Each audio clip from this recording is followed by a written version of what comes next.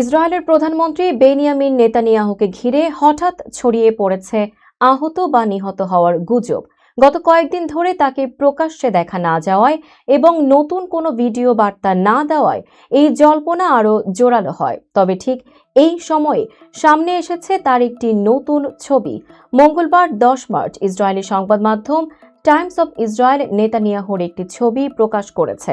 প্রতিবেদনে বলা হয়েছে, ছবিটি গত সোমবার 9 মার্চ তোলা হয়েছে বলে দাবি করা হয়েছে। এর আগে ইরানের বার্তা সংস্থা তাসনিম নিউজ এজেন্সির হিব্রু সংস্করণে প্রকাশিত এক প্রতিবেদনে নেতানিয়াহুকে ঘিরে ছড়ানো গুঞ্জনের কয়েকটি কারণ তুলে ধরা হয়।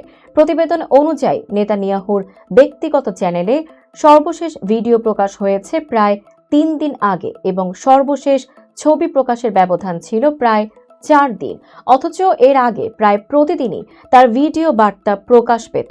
এছাড়া হিব্রু সূত্রের বরাতে বলা হয়েছে, 8 মার্চ থেকে নেতানিয়াহুর বাসভবনের চারপাশে নিরাপত্তা ব্যবস্থা জোরদার করা হয়েছে, বিশেষ করে সম্ভাব্য ড্রোন হামলার ঝুঁকি মোকাবিলায়।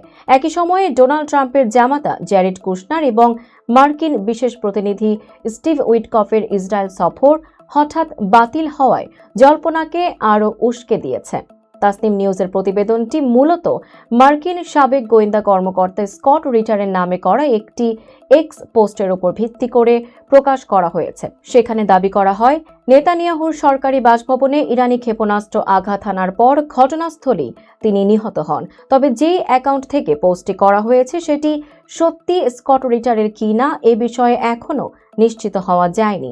তবে এসব দাবির কোনো আনুষ্ঠানিক নিশ্চিতকরণ এখনও পাওয়া যায়নি। ফলে নেতানিয়াহুকে ঘিরে ছড়িয়ে পড়া এসব খবর এখনও যাচাই না হওয়া তথ্য বা গুঞ্জন হিসেবেই বিবেচনা করা হচ্ছে।